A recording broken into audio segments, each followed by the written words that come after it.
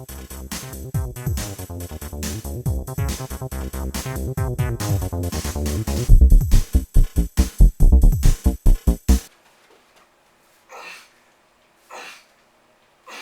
everybody, Dave Schmitz, ResistanceBandTraining.com and Resistance Band Training Live.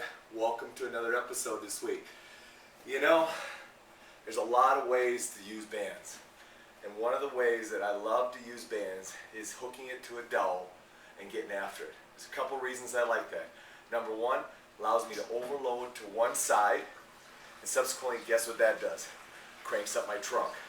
You know, and I've always told you guys, it's not about just getting tight to your trunk, it's about teaching your trunk how to react. Now what I really love, the second reason I love dowel band training, is it integrates my upper body with my trunk and my lower torso. You don't believe me? You check this workout out and you tell me if your lower torsos, your trunk, and your upper body are not all involved at the same time. I'm telling you, it's an awesome workout. If you've got people in your group that are trunk weak, when they're on their feet, they just do not activate through their trunk very well, dowel band training, baby. It'll get them going. I promise you, my boot campers love it, and it's real easy to set up.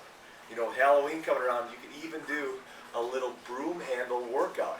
Hey, think about it. Think about it. Halloween, broom handle, Wicked Witch, all that stuff, get after it. You have a great time with it. But I want to show you real quickly how to hook the band up so you're nice and safe. Now you saw when I finished up my workout just a second ago, I just had it looped around over top of the pipe like so. You know, it's not a bad way to do it, but it's not the safest way. The best way to do it is to take the band, and set this right over here, take the band, loop it back on itself, and create a loop. Create a loop. And then take the pole, drive it through the loop, and then link the band right onto the pole. And then what I always like to do is I like to pull it tight so it links onto itself.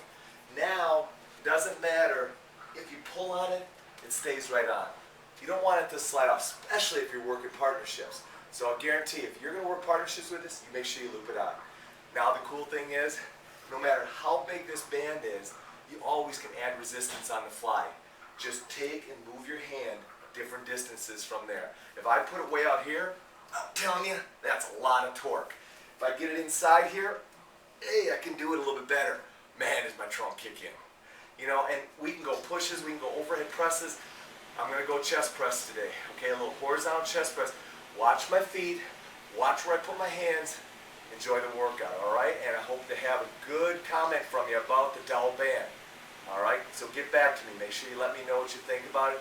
Have yourself another great week. I'll talk to you next week. Okay, here we go. Dowel band training. First of all, you're going to notice that I use a parallel stance. When you incorporate a parallel stance, it's going to definitely activate your trunk more. I want you to also notice as I'm pressing that the right hand stays pretty stable. There's not a lot of activity going on there. I want this to be a total unilateral activity. Next thing you'll also notice is that I'm dropping my hips. I'm loading through my hips and then I'm driving through. You want to let your hips become actively involved in it. This is not an isolated movement for your chest, or at least that's not the way I like to train. Now we're switching to the right side. You can see the distance from my hand to the band, my right hand to the band, is the key.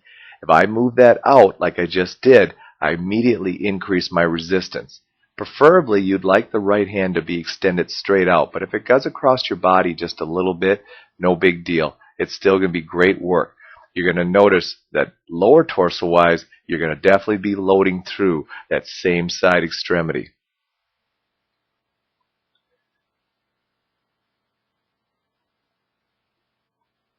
Now let's take a look at staggering your feet. By staggering your feet, now you can go ahead and load the back leg and get a lot more explosion. You know, staggered stance is just going to allow you to activate your hip, give you a better and stronger base of support to allow you to drive more. I want to mention too, which band do you use for this? You know, it's up to you which band you want to use, but I typically recommend you start out with a smaller band to get used to the movement. I want to see you drive through your hips. I want to see your trunk stabilizing at the top of the movement or the extended part of the movement and not letting that low back go into hyperextension or extending as you drive out with that left or right arm. Enjoy dowel band training. It's a great way to activate your trunk and it's a great way to train your anterior torso. Hope you enjoy this week's RBT Live, and as always, make sure you shoot me your comments if you got any, and look forward to hearing from you in the near future. Have a great day.